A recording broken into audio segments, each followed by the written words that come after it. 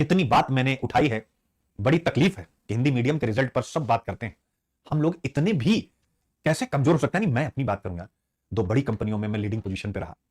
शायद अगर कोई सर्च करे तो जो एक सबसे ज्यादा पैकेज हो सकता है उस पैकेज पर रहा। मुझे नहीं पता इस फील्ड में, लेकिन शायद इंडिया में कोई एक ही दो, एक कोई एक होगा, मुझे नहीं पता वो भी होगा कि नहीं होगा, जो उस पीक पैकेज को टच किया है सिविल सर्विसेज में, जो मैंने टच किया। लेकिन उसके बाद भी इतनी भी लोकप्रियता नहीं है कि इतनी अच्छी बातें कि आज यूपीएससी आप सब हिंदी मीडियम वाले बच्चे लड़खड़ा रहे हैं, लेकिन मेरी ईमानदारी से कही गई बातें क्या क्या वायरल हो जाती हैं। ध्रुव राठी एलबीस यादव की लड़ाई वायरल हो जाती है। आप सोचिए हम किस प्रकार के युवाओं के साथ कनेक्ट हैं। अब आपको यह लगेगा कि भाई आईएएस की तैयारी, जैसे मुझे सभी लोग समझा देते हैं आपकी पढ़ाई थोड़ी हाई फाई है तो लोग कनेक्ट नहीं होते। किसने कहा कि कनेक्ट होइए? लेकिन उसी गरीब घर का बच्चा जो सोशल मीडिया पे इन सबको फॉलो कर रहा है, उसी के घर का कोई बच्चा हो सकता है होनहार निकल जाए आज नहीं 10 साल के बाद, लेकिन वह हिंदी में पढ़ करके आए और यूपीएससी हिंदी के साथ इंजस्टिस करती, इसमें कहीं से कोई डाउट नहीं है। तो आपकी जिम्मेदारी नहीं बनती। कितने वीडियोस बना चुका हूं यूपीएससी का, ये गलत है, 125 नंबर का निबंध का क्वेश्चन गलत दिखा चुका हूं, लेकिन क्या हो कि हमारी बातें कहीं तक पहुंच जाए।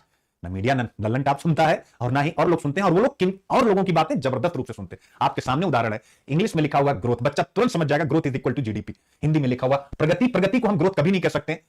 और क्योंकि मैं नहीं कह रहा हूं, ये यूपीएससी ही ग्रोथ को जीडीपी मानता है, वो प्रगति नहीं मानता। प्रगति यानी प्रोग्रेस, जिसे हम इंडेक्स से मापते हैं, रिपोर्ट से मापते हैं। सीधी सीधी चीजें इनको ठीक करना चाहिए। बच्चे कैसे समझ पाएंगे इतने क्वेश्चन? अभी इंटरनल सिक्योरिटी का भी एक टॉपिक आ रहा है, लोन वुल्फ के ऊपर कराने जा रहा हूं, उसमें भी देखो role of state actors and non state actors English में लिखा हुआ है, हिंदी में लिखा हुआ आंतरिक सुरक्षा को चुनौती उत्पन्न करने वाले शासन विरोधी तत्व।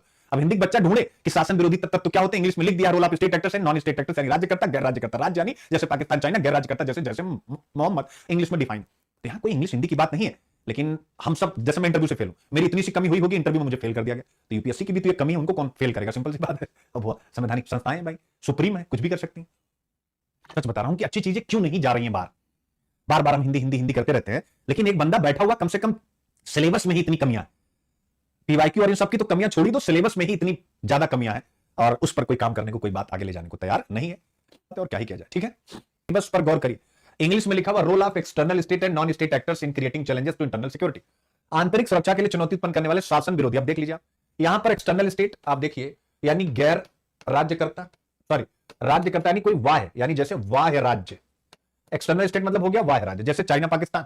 और नॉन स्टेट एक्टर्स का मतलब हो गया गैर राज्यकर्ता। देखिए इसकी हिंदी देखिए, गैर राज्यकर्ता, यानी इसको हम बोलते हैं नॉन स्टेट एक्टर्स। और हिंदी में देखिए, यानी जैसे जैसे हिंदी में देखिए शासन विरोधी तत्वों की भूमिका, सीधा सीधा ये इंग्लिश में हिंदी में। अब आप सोचो कि जब सिलेबस में ऐसी कमियां हैं तो मेंस के कितने ऐसे प्रश्न होते होंगे जिसमें, और मैंने आपको दिखाया, वीडियो है मेरा, तो आप सोचिए कि ऐसे कितनी गलतियां हो सकती हैं।